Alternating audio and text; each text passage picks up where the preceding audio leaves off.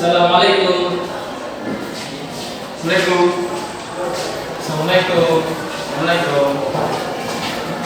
Assalamualaikum. Assalamualaikum.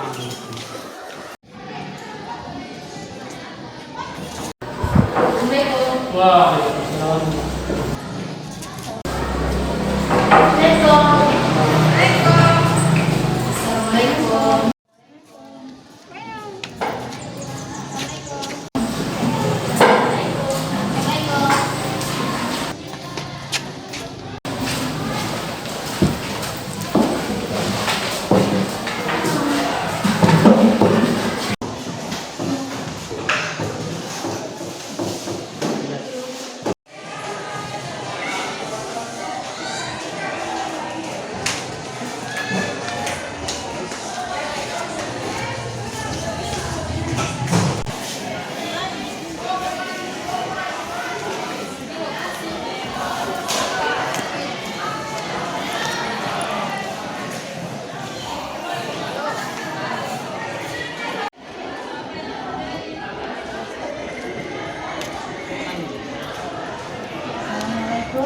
Waalaikumsalam.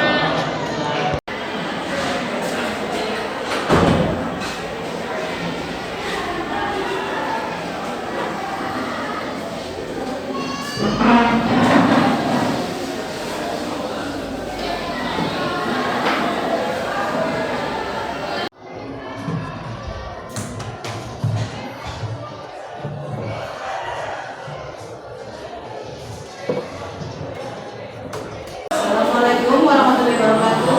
Waalaikumsalam warahmatullahi wabarakatuh. Selamat pagi anak-anak sekalian.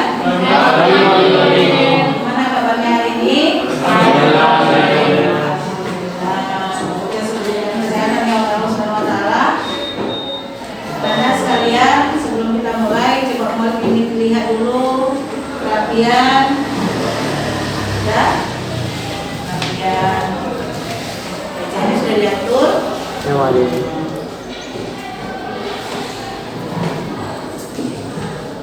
Coba nak, itu saya sampahnya nak, ada itu nak, ada mau bersihkan ya.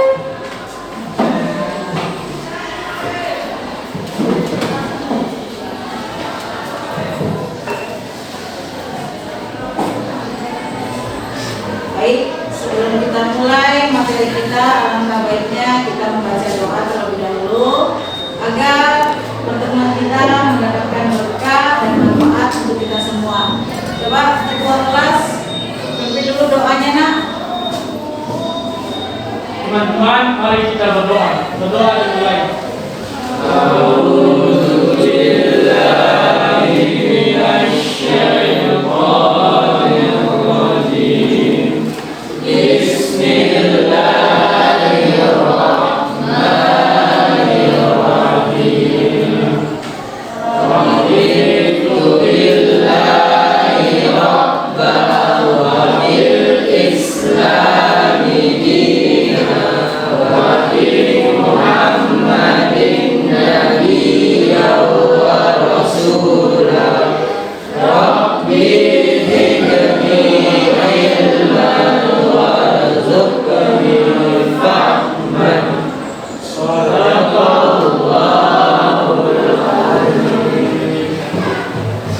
Baik, tadi sudah kita membaca doa ya.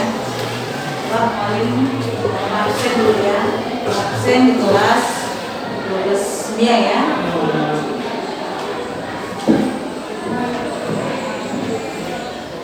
Seberapa hari ini? Seberapa. Muhammad Irsyad.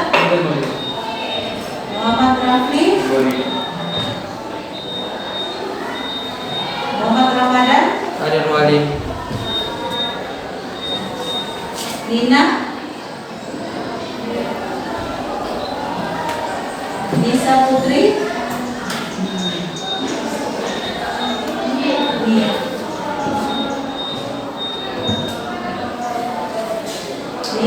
Nia ya? Nia. Nur Alvini. Rauda. Rita. Sakti. Oh, Sakti tadi ke kamar mandi ya? Di sini ya? Iya. Sela ini. Mana Sela? Sufyan Sadria.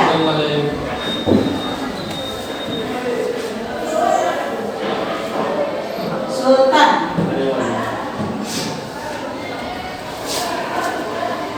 Tengku Aldi. Ini juga ya tadi ya? Iya. Temannya. Yustika. Iqbal. Oh, Iqbal ya. Oke, hadir semua ya. Senang kali ya kalau hadir semua ya. Baik anak-anak sekalian, hari ini kita masuk kepada materi kita bab 2. Coba dibuka bukunya. Buka halaman 47. Halaman 47 bab 2 ya.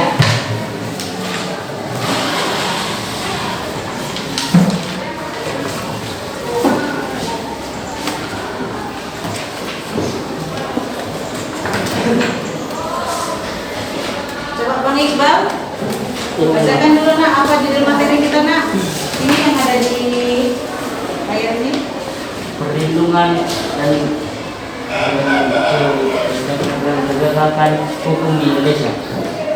Baik, jadi materi kita tentang perlindungan dan penegakan hukum di Indonesia. Jadi kita akan membahas tentang hakikat perlindungan dan penegakan hukum.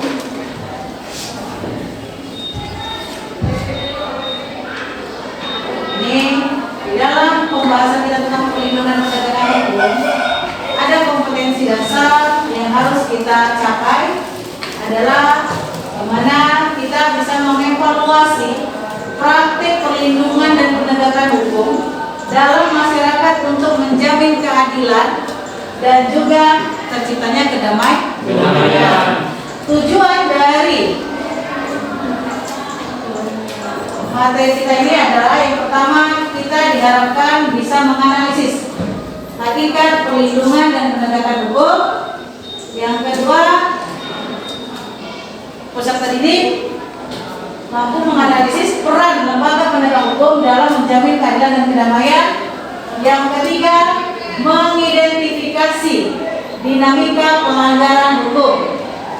Inilah tujuannya ya. Tujuan dari pelajaran kita, maka ada manfaat dalam hal ini yang harus kita ketahui. Salah satunya adalah tentang perlindungan dan penegakan hukum. Pada dasarnya perlindungan dan penegakan hukum memberikan rasa aman, memberikan keadilan bagi setiap orang.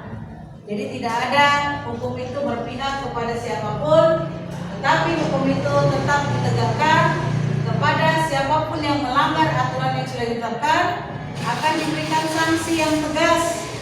Pelanggaran ringan diberikan sanksi yang ringan, pelanggaran berat diberikan sanksi yang berat.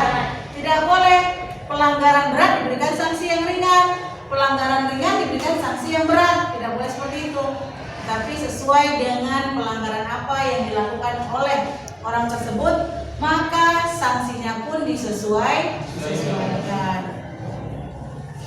Baik teman-teman kalian, kita bisa melihat kan hukum itu secara garis besarnya. Coba Abang bacakan itu nak. Hukum adalah undang-undang, peraturan, dan sebagainya untuk mengatur pergaulan hidup masyarakat. Menurut Kamus Besar Bahasa Indonesia, hukum adalah undang-undang, peraturan, dan sebagainya untuk mengatur pergaulan hidup masyarakat. Jadi hukum itu untuk mengatur pergaulan hidup masyarakat agar di dalam pergaulan hidup masyarakat yang ada di wilayah tersebut berjalan dengan aman dan tertib. Paham kan? Coba di bab 2 kali ini kita akan membahas tentang perlindungan dan penegakan hukum. Dan maka kita harus tahu juga bagaimana kalau sebuah negara tanpa adanya hukum. Jadi negara tersebut mau jadi apa? Kacau kan? Coba kita bayangkan kita berada pada masa zaman dahulu. Zaman dahulu hukum itu bagi yang kuat dia berkuasa. Hukum rimba. Jadi kalau sekarang ini tidak seperti itu. Hukum itu benar-benar diterapkan bagi siapa saja yang tidak patuh dan taat, maka hukum itu harus ditegakkan. Tidak ada kata tidak, tidak ada kata nanti. Tapi kalau memang sudah terjadi pelanggaran, maka hukum itu harus ditegakkan. Hukum itu bisa kita tegakkan di lingkungan keluarga, sekolah, masyarakat, dan juga negara.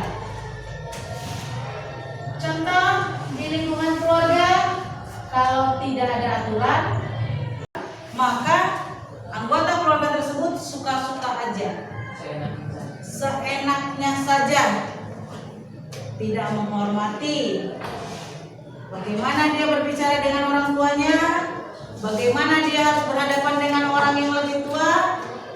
Tidak ada, karena tidak ada aturannya. Jika sebuah keluarga tidak memiliki aturan, kalau sebuah negara tidak ada aturannya, tidak ada undang-undangnya, kita sudah tahu, maka negara tersebut akan kacau balau, sama seperti yang lain juga. Ini pun akan kacau balau ini. Sama yang dibilang teman tadi itu, yang terjadi, yang dimainkan di dalam masyarakat adalah hukum rimba kalau tidak ada aturannya. Baik, ini kita lihat. Coba, ini kan sebuah gambaran bahwasannya masyarakat ini belum tertib, belum tahu dia dalam menegakkan disiplin. Tengok lalu lintas.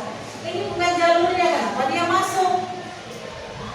Setelah ada pihak yang berwajib, baru mereka sibuk repotan. Mau kemana? Ke jalur yang sesuai dengan aturan. Ya kan, bisa kita lihat nih kan? Nah, dari sini kita sudah tahu.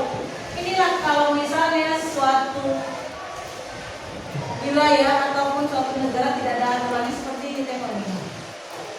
Ini kan mereka sudah ada aturannya, tapi tetap mereka langgar. Kalau seperti ini pelanggaran apa ini? Berlalu lintas. Jadi ada aturannya ya. Kalau dia melakukan pelanggaran berlalu lintas, dia sanksinya tentang yang berkaitan dengan berlalu lintas. Tidak boleh sanksinya yang berbeda-beda, sesuai dengan apa yang mereka langgar. Berikutnya kita lihat perlindungan hukum. Menurut pendapat dari Andi Hamzah dan Semanjunta, kita bisa melihat pertama adalah Andi Hamzah ya, di mana Andi Hamzah ini mengatakan perlindungan hukum dimaknai sebagai daya upaya yang dilakukan secara sadar oleh setiap orang maupun lembaga, pemerintah dan swasta yang bertujuan untuk mengusahakan keamanan.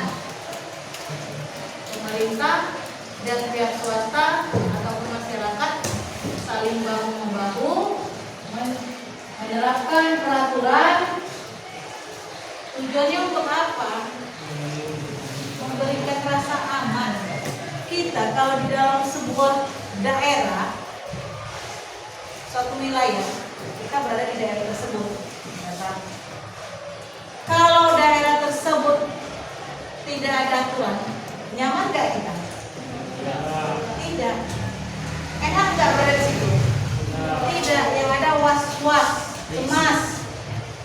Cemas enggak? Cemas. Tapi kalau suatu wilayah tersebut ada aturan yang diterapkan, maka kita pun datang dan pulang tidak was-was, merasa aman. Ini kan menurut Andi Hamzah. Sedangkan menurut Simanjuntak, dia mengatakan bahwasannya hukum itu mengartikan adanya perlindungan hukum sebagai segala upaya pemerintah untuk menjamin adanya kepastian hukum serta memberi perlindungan kepada warganya agar hak-haknya sebagai warga negara tidak dilanggar, dan bagi yang melanggarnya akan dapat dikenakan sanksi sesuai peraturan yang berlaku. Diberikan sanksi sesuai dengan peraturan yang berlaku jika dia melanggar, ya kan? Jadi sanksinya itu tidak boleh tidak sesuai dengan pelanggarannya. Contoh misalnya si abang, si abang ini melanggar peraturan berlalu lintas. Apakah pantas dikenakan sanksi hukuman berat? Tidak, karena pelanggarannya ringan, sanksinya pun harus ringan. Contoh pelanggaran ringan apa? Melanggar rambu-rambu lalu lintas, melanggar lampu merah. Ada juga di dalam pelanggaran berlalu lintas yang berat. Contohnya terjadi kecelakaan dan menyebabkan adanya nyawa yang hilang, maka itu hukumannya bisa dikategorikan hukuman berat dalam berlalu lintas. Banyak contoh ya, banyak lagi contoh. Jadi menurut Simanjuntak ini adalah siapa saja yang melanggar peraturan itu harus dikenakan sanksi sesuai dengan peraturan yang berlaku. Dan dalam hal ini dia memberikan gambaran hukum itu merupakan sebuah usaha pemerintah untuk memberikan kepastian hukum kepada siapa? Kepada kita, masyarakatnya, warganya yang ada di negara tersebut. Contohnya kita berada di Indonesia, maka yang berlaku adalah hukum negara Republik Indonesia. Tidak berlaku hukum dari luar negeri sana, tidak berlaku di Indonesia. Misalnya si abang ini dia melanggar lampu merah, nggak diambil dari aturan yang ada di luar negeri sana, tapi diambil dari aturan yang ada di Indonesia. Jadi hukum Indonesia berlaku untuk masyarakat Indonesia. Kalau hukum internasional berlaku untuk di lingkungan seluruh negara, itu hukum internasional. Ada kira-kira yang pernah kamu jumpai, misalnya ada pelanggaran yang dilakukan oleh seseorang? Ada? Apa itu Kak? Ini contohnya. Ada kira-kira kamu yang tahu pelanggaran yang lain?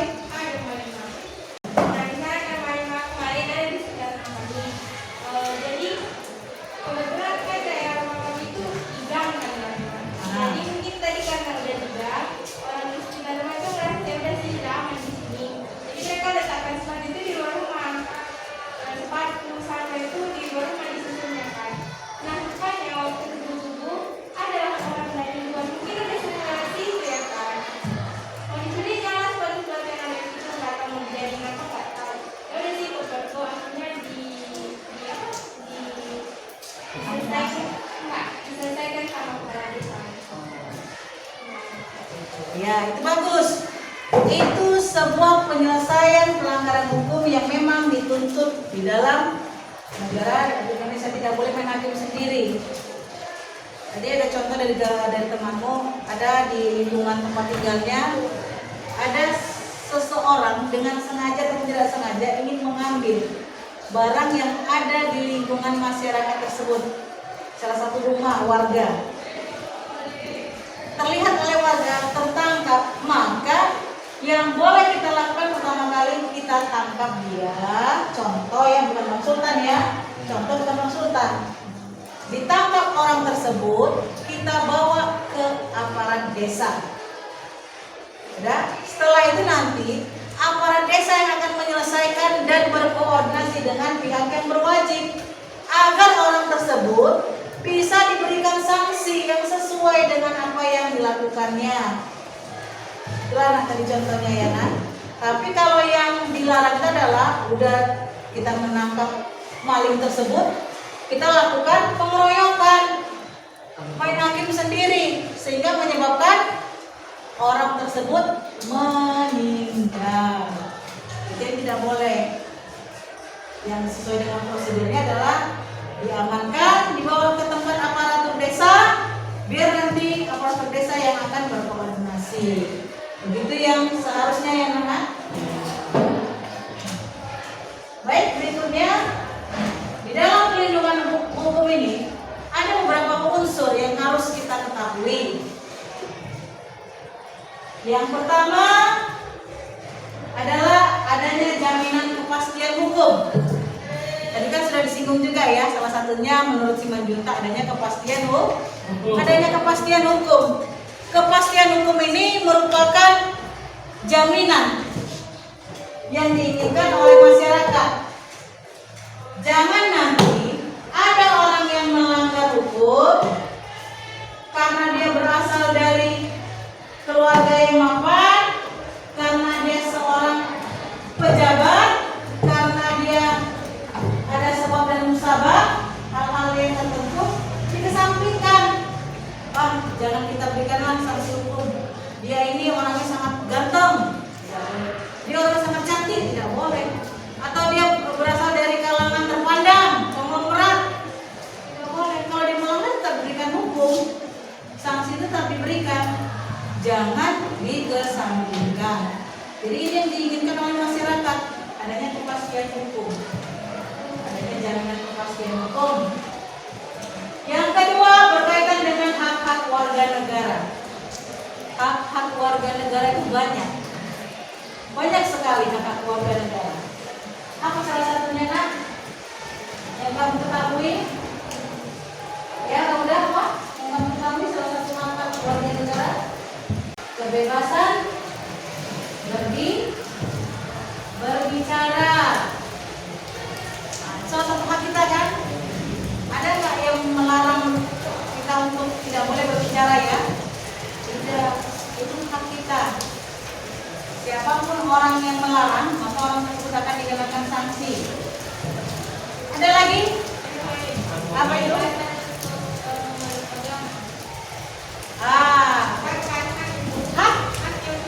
Hak paling dasar itu beribadah, menjalankan agamanya sesuai dengan apa? Dengan kepercayaannya sebagai umat yang beragama. Ya. Kita lihat ini ada tentang hukum konsumen. Ada nggak perlindungan yang diberikan pemerintah? Ada. Ya. Kita lihat ya. Perlindungan terhadap konsumen diatur dalam Undang-Undang RI Nomor 8 Tahun 1999 tentang perlindungan konsumen. Perlindungan hukum di Indonesia diberikan juga kepada hak atas kekayaan intelektual atau yang disebut dengan HAKI yang meliputi hak cipta dan hak atas kekayaan industri. Dalam ini pengaturan mengenai hak atas kekayaan intelektual tersebut telah dituangkan dalam sejumlah peraturan perundang-undangan seperti Undang-Undang Nomor 28 Tahun 2014 tentang hak cipta. Ini nah, undang-undang ini berkaitan dengan hak cipta.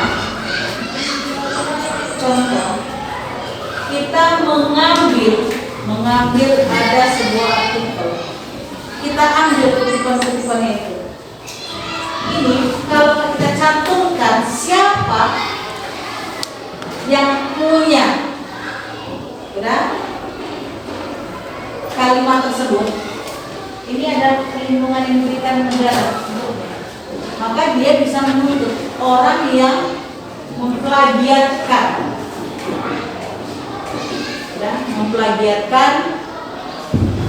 hasil karyanya dan tidak dicantumkan namanya di dalam artikel tersebut. Kalau dicantumkan, ini ada namanya Undang-Undang Hak Cipta. Bukan itu saja, semua. Contoh, kita membuat karya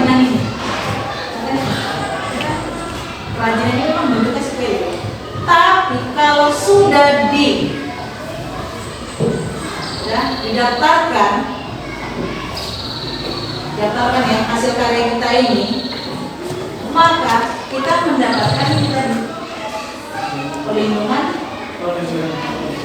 hukum tentang hak cipta. Ada orang yang mencontoh seperti ini juga persis, ya, tanpa meminta izin kepada kita bisa Undang-Undang Nomor 15 yang berubah Undang-Undang Nomor 15 tahun 2001 tentang merek.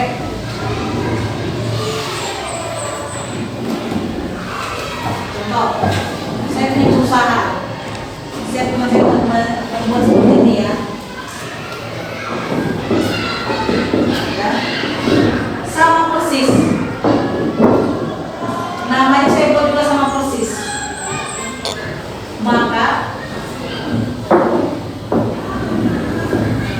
yang punya merek ini akan menuntut saya. Yang punya merek ini akan menuntut saya. Ini namanya undang-undang merek. Ini kan perlindungan tentang hukum. Yang berikutnya yang ketiga adalah Undang-Undang Nomor 13 Tahun 2016 tentang paten.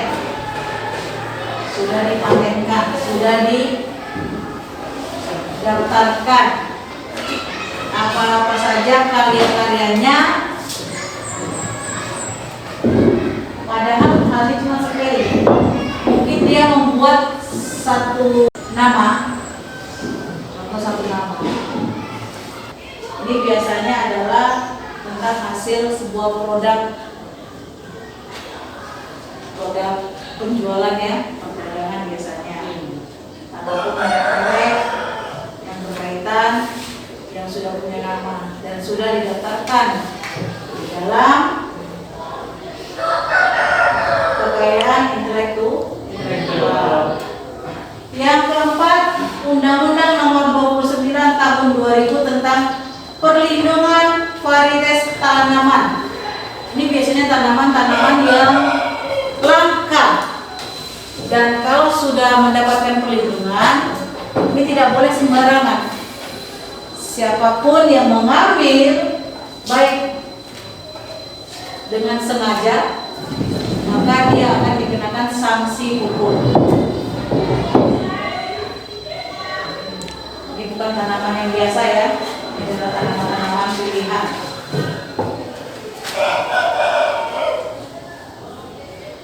Ini kita selanjutnya akan membahas tentang penegakan hukum. Penegakan hukum, coba dibacakan ya Bang.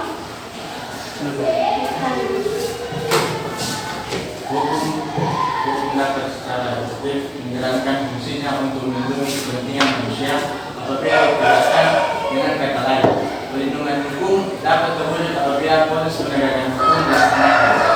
Proses penegakan hukum merupakan salah satu upaya untuk mendirikan hukum sebagai pedoman dalam setiap perilaku masyarakat maupun aparat atau lembaga penegak hukum. Penegakan hukum merupakan syarat terwujudnya perlindungan hukum. Jadi, penegakan hukum merupakan salah satu syarat untuk terciptanya perlindungan hukum. Jadi kalau sudah menjadi syarat, itu harus ada dalam pembangunan penegakan hukum. Kalau seorang warga negara ataupun masyarakat tidak mendapatkan perlindungan hukum, maka penegakan hukum tidak akan bisa berjalan. Dia harus sejalan, di mana diberikan perlindungan dan disitulah hukum ditegakkan. Jangan hukum itu hanya tumpul ke atas tapi tajam ke bawah. Kan sering kita mendengar kan?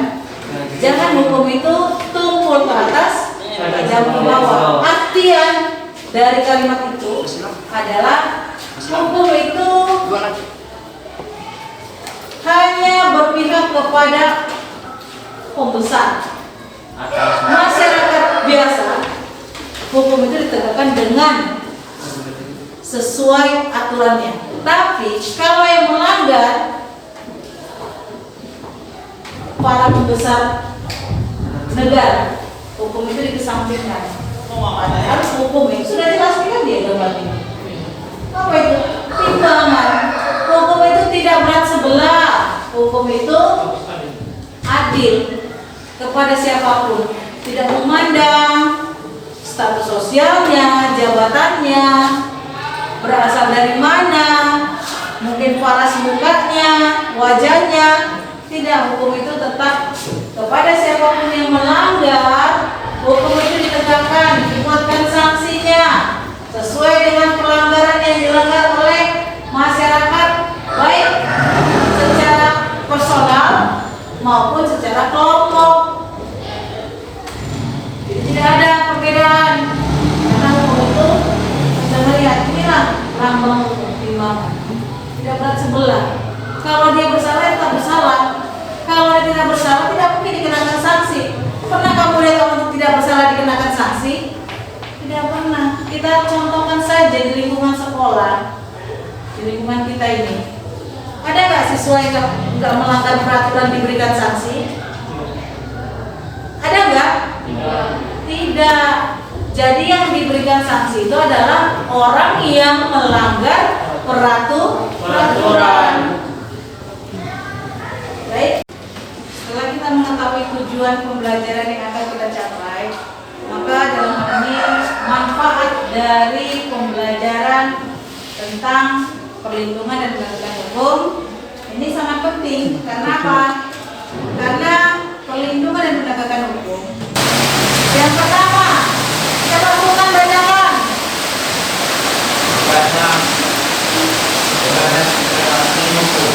Tegaknya supremasi hukum. Yang kedua,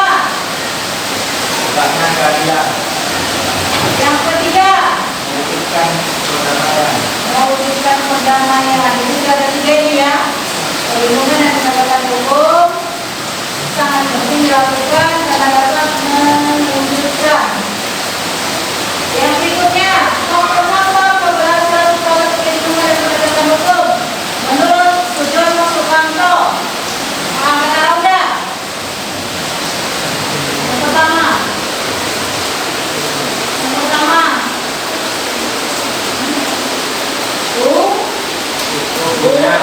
hukumnya, ya kan? Hukumnya yang pertama. Yang kedua, kakak, penegak hukumnya. Yang ketiga, ayo bang. Yang ketiga, masyarakatnya. Yang keempat, sarana dan fasilitasnya. Yang kelima, bang, kebudayaannya. Jadi sudah jelas ya. Dari kita tentang objeknya. Jika perlindungan dan penegakan hukum itu dapat diwujudkan. Ini faktor-faktor suatu pemilik perlindungan dan penegakan hukum itu dikatakan berhasil jika proses hukumnya, penegakan hukumnya, masyarakatnya, sarana dan fasilitasnya, dan yang terakhir adalah kebudayaannya.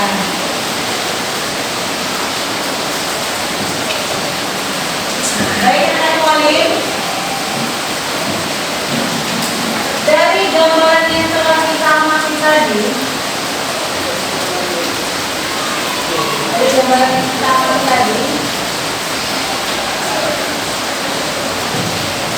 kira-kira kalau kita analisa, apa pengertian dari perlindungan hukum? Ada yang tahu? Ada yang tahu ya? Bisa kan? Arti pengertian perlindungan hukum itu adalah memberikan jaminan kepada setiap orang atas keamanan. Maksudnya memberikan jaminan keamanan kepada setiap orang,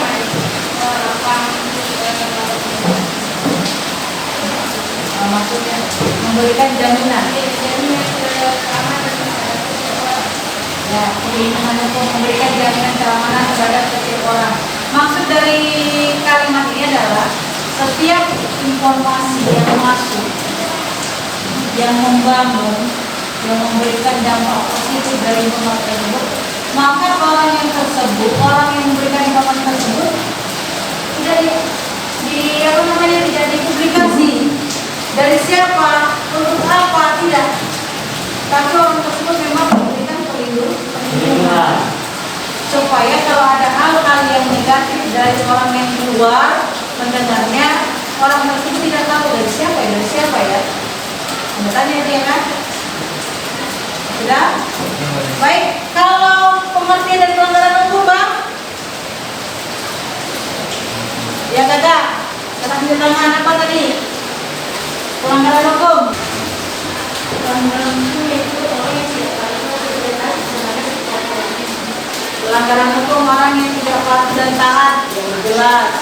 Namanya dia si pelanggar, pasti tidak benar taat kan? Jadi yang dikatakan pelanggaran hukum adalah orang yang tidak patuh dan taat terhadap tata tertib ataupun peraturan-peraturan hukum yang berlaku saat sekarang ini. Kalau kita di sekolah, apa itu tata tertibnya? tidak boleh terlambat. Tidak boleh terlambat. Kamu Tidak memakai atribut lengkap. tidak memakai atribut lengkap. Ya bang, bolos. Kakak,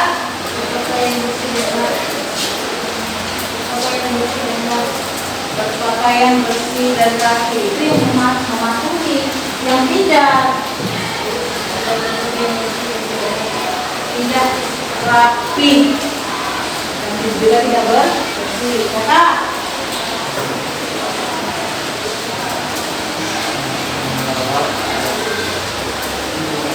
tidak tertidur waktu saat belajar. Ya, sering terlambat.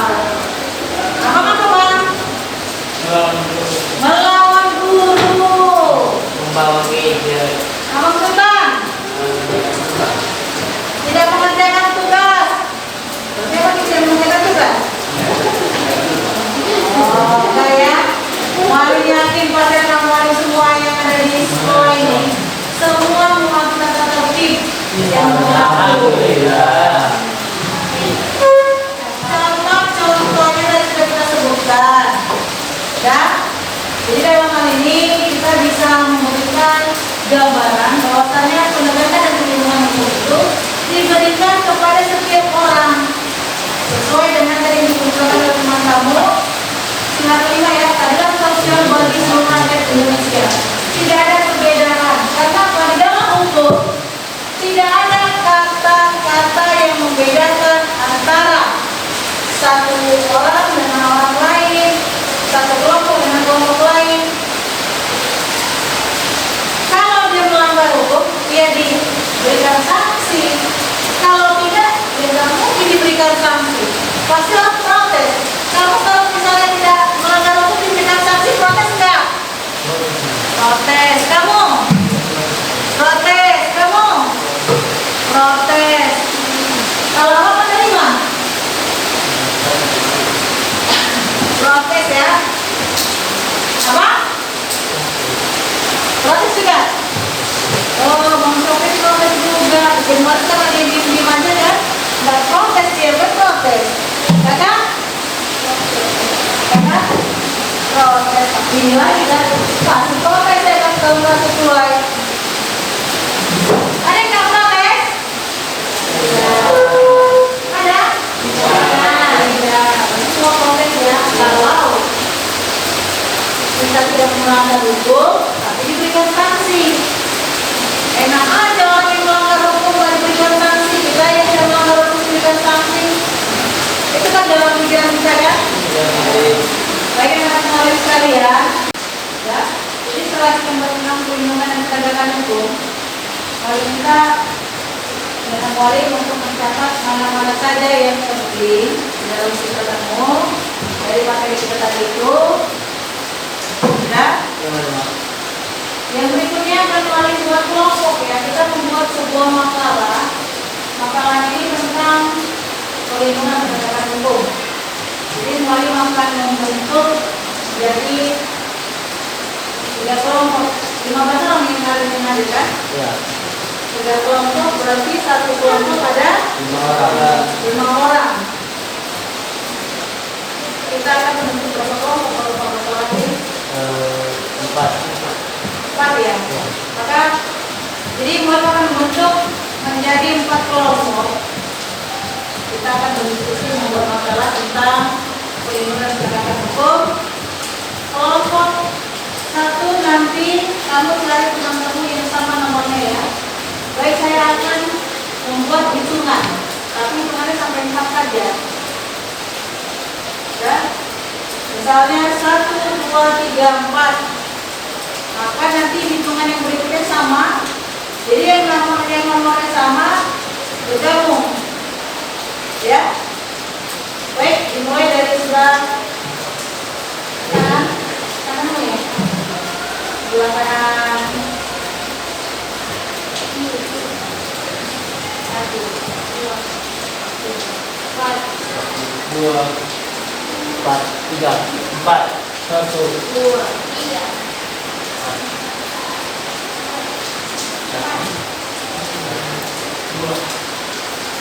Yang kelompok 1 silakan bergabung dengan kelompok 1.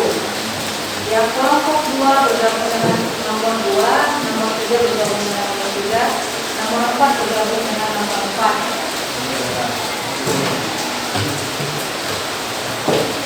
Ayo. Ya. Jadi sampai Sini kau ada. 1. Iya, di sini. Ayolah.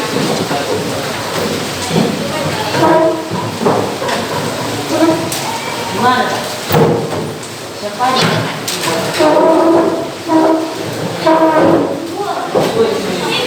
Tiga, tiga.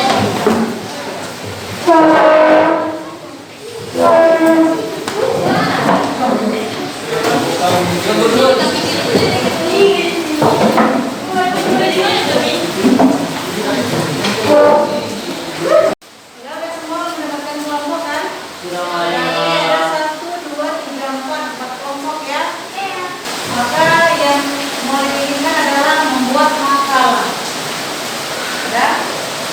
Makalah tentang perlindungan dan penegakan hukum. Langkah-langkah yang harus kita lakukan untuk buat makalah apa saja? Ada yang tahu? Langkah-langkah yang harus kita lakukan untuk membuat makalah? Ya. Ya, harus ada langkah-langkahnya. Pertama, cover. Covernya ada nama-nama kalian dalam kelompok tersebut. Kelompok 1 mana kelompok 1?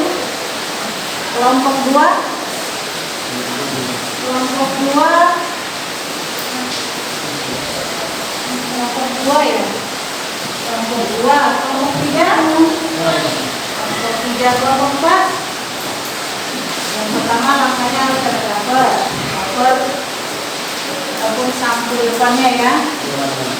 Jangan lupa kelas, nama kelompokmu, siapa-siapa saja personel yang ada di sana, tuliskan. Yang berikutnya apa? Kata pengantar. Yang berikutnya daftar isi. Daftar isi lain sama isi ya. Daftar isi, jadi sudah ada cover, kata pengantar, daftar isi. Sudah ada 3 kan? Yang berikutnya pendahuluan. Terus apa? Rumusan masalah. Rumusan masalah. Sudah ada 5 kan? Yang berikutnya isi. Nah, tulis ya masing-masing ya.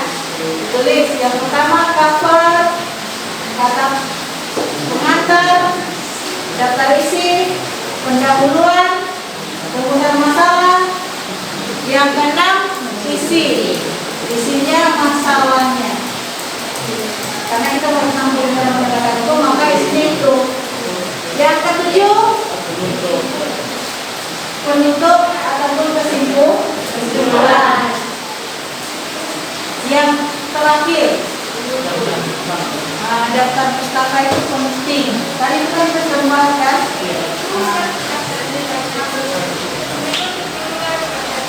Mereka kesimpulan, penutup, baru daftar pustaka. Ditemukan barang bukti sekitar 400 kg lebih narkoba jenis sabu-sabu. nampak nanti.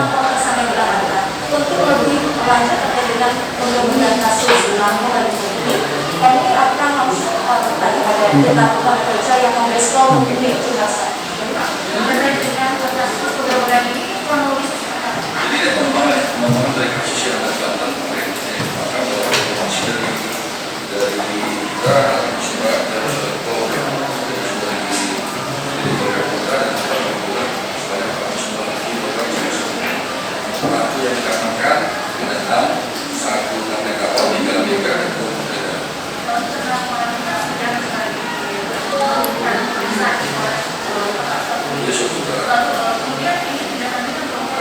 tidak akan diikuti oleh Satgas ya.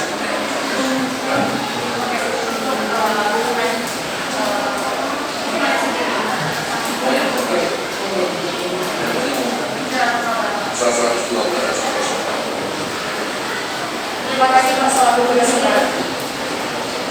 Ya saudara, kasus pembunuhan ini akan terus dilakukan pengembangan lebih lanjut lagi. Tadi diperkarakan oleh Kombespol Jenazah bahwa kasus ini merupakan kasus jaringan internasional sindikat penyelundupan dan ini hasil pengungkapan dari tanggal 22 Mei 2020 yang dimana pada tanggal 22 Mei ini dilakukan penangkapan terakhir di wilayah Banten dengan barang bukti seberat 821 kg sabu dari Sukabumi, Jawa Barat. Tim Liputan Kompas TV.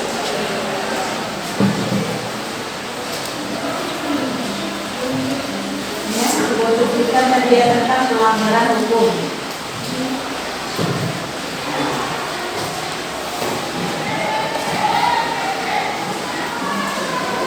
Majelis Hakim Pengadilan Negeri atau PMK ini menjatuhkan vonis mati pada 2 pengedar narkoba jaringan internasional pada Rabu 2 Desember 2012. Sidang tersebut digelar di PMK Musi Bayu Akhir dan menghadirkan 4 terdakwa, yaitu Lukam Arya Sukote, Hendra Yai Ahmad dan Ismail alias Gil serta Muhammad Ali.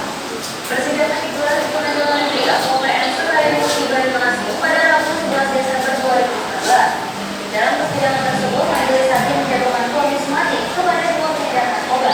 Pada persidangan tersebut dihadirkan 4 terdakwa kasus narkoba. Mereka adalah Lukam alias Sukote, Hendra Yai Ahmad dan Ismail alias Gil serta Muhammad Ali. Dari Direktur Penyidikan Perkembangan 13 Desember 2019, majelis hakim diketuai oleh Iriati Khairul Umar dan berakhir dan Andi Mulya Murata serta Christopher Arianda dan berakhir dan membacakan putusan terhadap keempat terdakwa. Terdakwa yang dijatuhi hukuman mati adalah Hendra Yai Ahmad dan Rustam. Terdakwa Muhammad Amin divonis pidana 15 tahun penjara, sedangkan Ismail alias Gil divonis penjara seumur hidup. Setelah sidang selesai, keempat terpidana langsung dibawa ke lapas kelas 2C Mekayu. Jaksa penuntut umum atau JPU Firdaus Alfandi mendampingi Akbar dan Erwin Erbalina mana berpihak sangat puas dengan putusan tersebut. Setelah itu kuasa hukum keempat terdakwa tidak menyebutkan pihaknya akan mengajukan banding. Oleh sebelumnya, tim kejaksaan akan membentuk kejadian itu bersama tim direkturat narkoba Barreskrim Polri akhirnya melakukan pertimbangan dalam kedua pengejaksaan tersebut diubah. Hal tersebut terkait kasus penangkapan narkoba 10 kg di Jalan Raya Timur, Kecamatan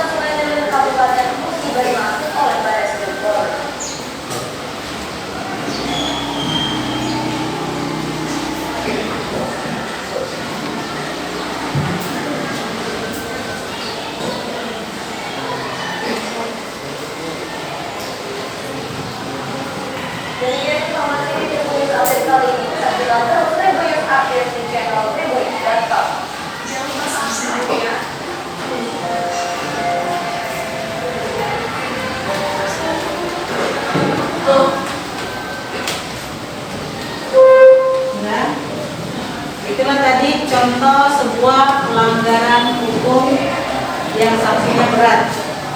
Coba kan diskusikan dengan kelompok kalian, buat dalam makalah ya, dalam makalah sesuai dengan langkah-langkah yang sudah Malik berikan tadi, ya kan?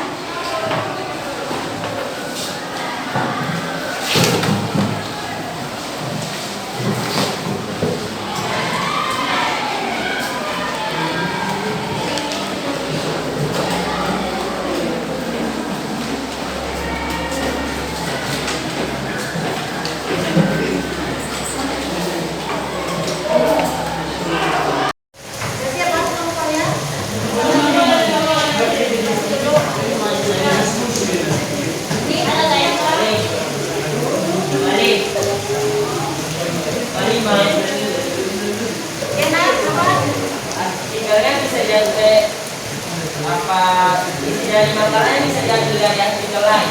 Boleh kalau ada sama kamu artikel yang lain tentang perlindungan penegakan hukum boleh, silakan ya. Ya nak, sama-sama. Ada yang lain? Ada yang mengambil dari artikel lain? Boleh. Yang jelas tidak boleh keluar dari judul kita ya. Kita kan membahas tentang perlindungan penegakan hukum. Jadi kalau diambil dari artikel yang lain nanti terkait nanti ya dengan perlindungan dan penegakan hukum ya.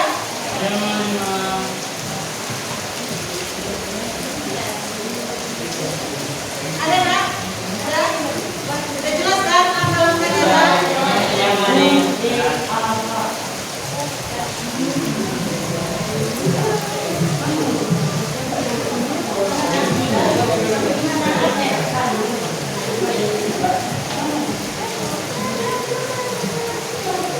Harus setiap kelompok ada notulennya ya.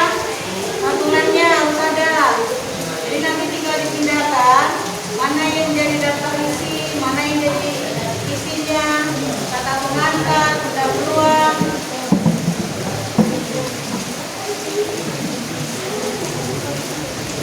Ayo semangat, semangat.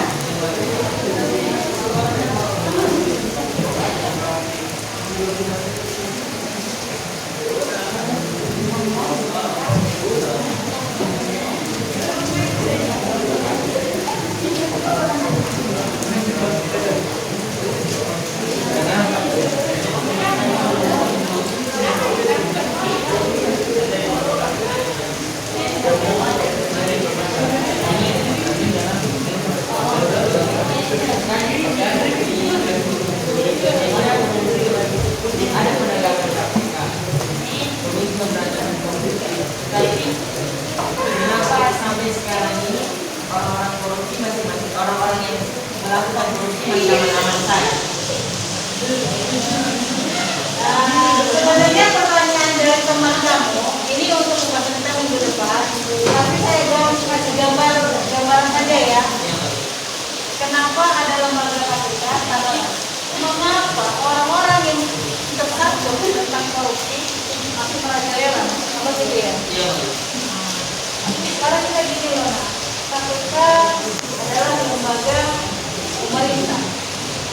Dia lembaga yang tidak boleh dilakukan intervensi oleh pemerintah tentang hal-hal yang berkaitan dengan korupsi. Jadi, kalau yang kamu bilang tadi kenapa mereka masih merajalela, tidak. Artinya begini nah, sebuah kasus di dalam melakukan penahanan penangkapan itu kan ada proses. Makanya nanti di minggu depan kita melakukan lembaga penegak hukum. Jadi prosesnya itu tidak semudah yang kita lihat. Kita contoh ya, kita tahu di lingkungan kita itu ada pelaku. Tanpa ada informasi, tanpa ada bukti yang jelas, bisa nggak penegak hukum langsung datang mengambil? Jadi harus ada bukti dulu, baru bisa dilakukan penegakan hukum. Jadi artinya mereka sebenarnya sudah ada pemantauan, hanya saja rangkuman buktinya sedang dilengkapi. Ya, nah ya, tapi nanti secara detailnya kita bahas untuk minggu depan ya. Jadi kan kali-kali juga kan yang udah dibayar.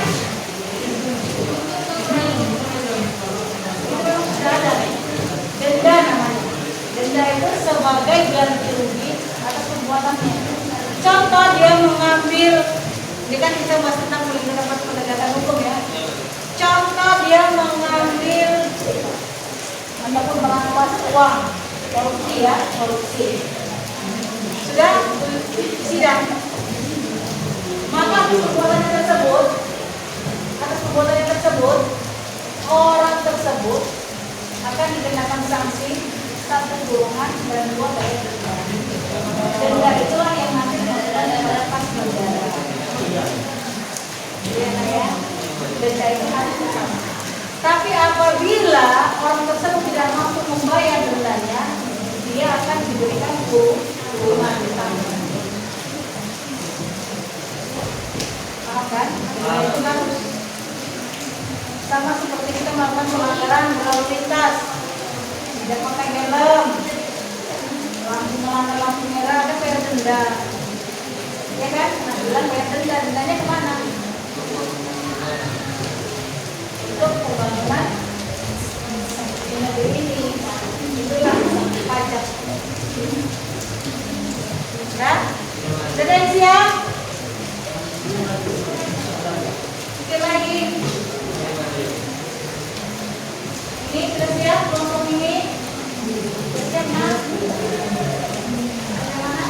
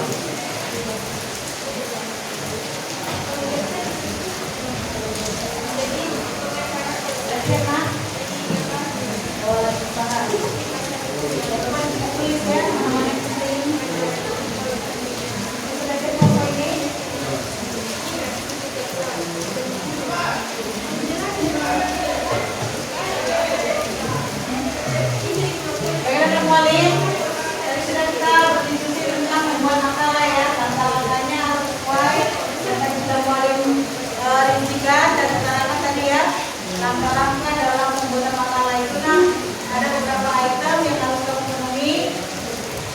Setelah kita diskusi dan membuat sedikit langkah-langkah, ini boleh pada LKPD ya, membuat kerja peserta didik. Ini nanti mau dibagikan ke orang. Dan LKPD ini kamu kerjakan sesuai dengan apa yang diminta di dalam LKPD ini ya.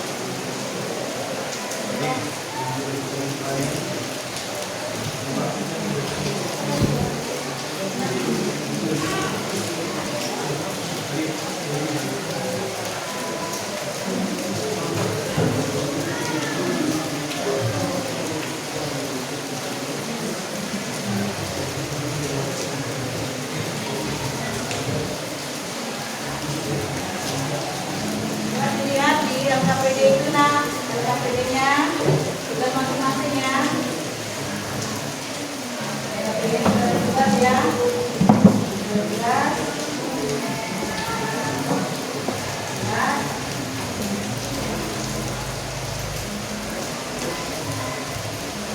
Sudah.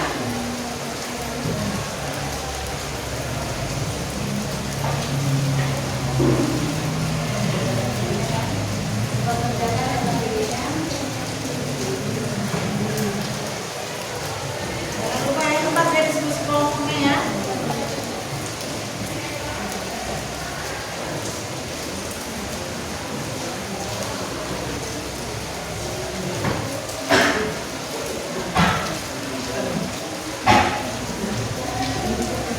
Siap, Mas? Karena yang 16 sudah ada tulisan makalah. Ada yang tulisan makalah. Ada yang apa? Kelompok berapa dalam kelas?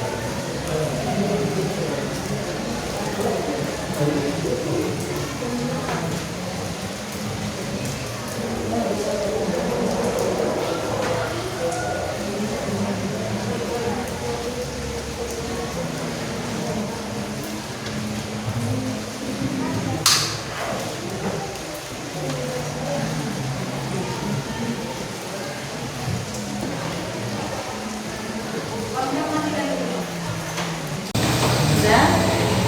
Sudah sampai di mana? Tadi kan tugas kelompoknya. Ada yang apa? Sudah. Silakan dilanjutkan lagi ya. Lanjutkan lagi. Ini kelompok Bang Iqbal.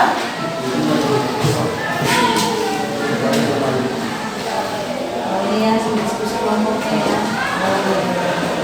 Sekali lagi nak ya, diskusikan lagi ya sama kelompoknya ya.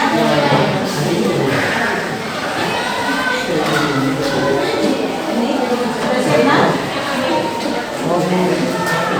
Ada yang apa? Ini kelompok. Jadi ada dilanjutkan lagi nak ya, sama lagi ya. Bahasanya bahasa yang bagus ya. Bagus ya. Ini kelompok kakak ini. Oh, biasa. Bagus tuh anak kelompok sedikit lagi ya. Dari yang tadi kita kembangkan lagi dia tadi ya. Mana sedikit ya.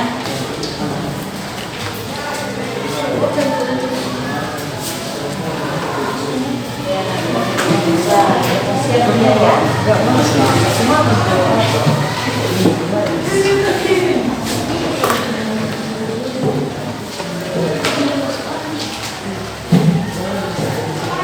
Indah ya. Bagus tugas kelompoknya. Tugas kelompoknya alhamdulillah sudah hampir mau selesai ya. Sesuai dengan langkah-langkah yang Mualim berikan tadi. Jadi anak Mualim dari pelajaran yang sudah kita paparkan tadi, materi tadi,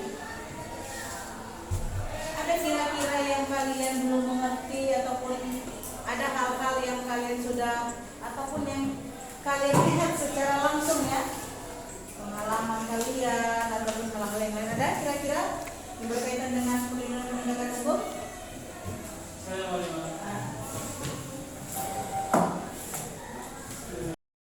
dari video yang kita tonton tadi, kenapa hukuman untuk para pengedar narkoba begitu berat, bisa sampai hukuman mati, hukuman penjara seumur hidup, ataupun hukuman untuk puluhan tahun penjara itu? Apa penyebab demikian? Oke, ya, kasih pertanyaan yang bagus ya. Jadi kenapa sesuai dengan tadi, yang kita tonton tadi, seorang pengedar barang haram ya, narkoba itu diberikan hukuman mati. Karena apa? Karena pemerintah dalam hal ini tidak ada kata tawar menawar tentang yang namanya narkoba. Karena apa? Narkoba itu kejahatannya itu luar biasa. Kenapa dikatakan luar biasa? Karena atas perbuatannya itu bisa merusak generasi-generasi Indonesia yang akan datang. Jadi kalau generasinya sudah hancur, bagaimana dengan negara kita? Makanya kalau yang berkaitan dengan namanya narkoba, pemerintah kita dengan tegas perangi, bukan ditemani, tapi diperangi. Kan kita sering melihat kan di dalam jalan-jalan kalau sedang berjalan tuh kan, ya kan? Apa slogannya? Jauhi narkoba, perangi narkoba, katakan tidak pada narkoba, ya kan? Jadi kalau sudah dikatakan perangi, jauhi, katakan tidak, jangan coba-coba dekat. Karena kalau dekat, sanksinya dengan tegas. Apa sanksinya? Berat, hukuman mati dan hukuman penjara seumur hidup. Kalau pelanggaran yang lain pun tetap diberikan sanksi. Bukan hanya narkoba saja diberikan sanksi, pelanggaran yang lain pun juga sama. Tapi sesuai dengan peraturan yang berkaitan dengan pelanggaran tersebut. Kalau ada pelanggaran tentang narkoba, maka peraturannya dibuka tentang narkoba. Peraturan narkoba, sanksi tentang apa? Itu enak ya. Untuk minggu depan kita akan membahas tentang peran lembaga penegak hukum di dalam perlindungan hukum. Inilah yang harus kita lihat. Ada beberapa peran di dalam penegakan hukum dari lembaga-lembaga penegak hukum. Jadi paling dari hasil materi kita tentang perlindungan penegakan hukum, di sini kita akan bisa menyimpulkan dan membuat sebuah refleksi ya. Kira-kira ada yang bisa memberikan kesimpulan dari materi kita ini? Ada yang bisa? Nah, jadi kesimpulan yang dapat kita ambil dari perlindungan dan penegakan hukum di Indonesia yaitu pelaku pelanggaran hukum akan diberi sanksi atau hukuman. Penegak hukum harus menjalankan tugasnya sesuai dengan kewajiban dan kewenangannya. Ada lagi? Jadi kesimpulan yang bisa kita dapat dari materi tersebut yaitu refleksinya, kita sebagai warga negara yang baik harus taat terhadap hukum yang berlaku dan menjaga kedamaian negara. Ya, jadi dari kesimpulan yang sudah dikemukakan oleh teman kamu tadi dan juga refleksinya, Malim bisa memberikan sebuah gambarannya. Pada intinya hukum itu dibentuk ataupun dibuat adalah untuk menertibkan masyarakat yang ada di dalam lingkungan ataupun wilayah tersebut. Agar tercipta apa nak? Tercipta kedamaian, tercipta ketentraman, dan tercipta keadilan. Jadi untuk minggu depan kita tetap membahas tentang perlindungan dan penegakan hukum, hanya saja submaterinya berbeda. Tadi kita membahas tentang perlindungan dan penegakan hukum, yang untuk kedepannya membahas tentang peran lembaga penegak hukum. Sampai di sini saja pertemuan kita. Mungkin ada salah dan silap, saya mohon maaf kepada kita semua dan saya mohon ampun kepada Allah Subhanahu wa taala. Dan tak lupa mengucapkan terima kasih dan mengingatkan kepada anak mualim dalam hal ini tetap menjaga protokol kesehatan karena itu sangat penting. Yang kedua, jangan lupa melaksanakan kewajibanmu sebagai umat beragama. Tentunya kalau kita seorang muslim, kita harus harus menjalankan ibadah sholat. Dan tak lupa tetaplah patuhi perintah orang tuamu. Dimanapun kalian berada, tetap patuhi peraturan. Tidak ada kata tidak, wah itu kan di sekolahku. Tetap dimanapun kita berada. Karena apa? Itu akan mencerminkan diri kita. Sekian dan terima kasih. Tak lupa mengucapkan wassalamualaikum warahmatullahi wabarakatuh.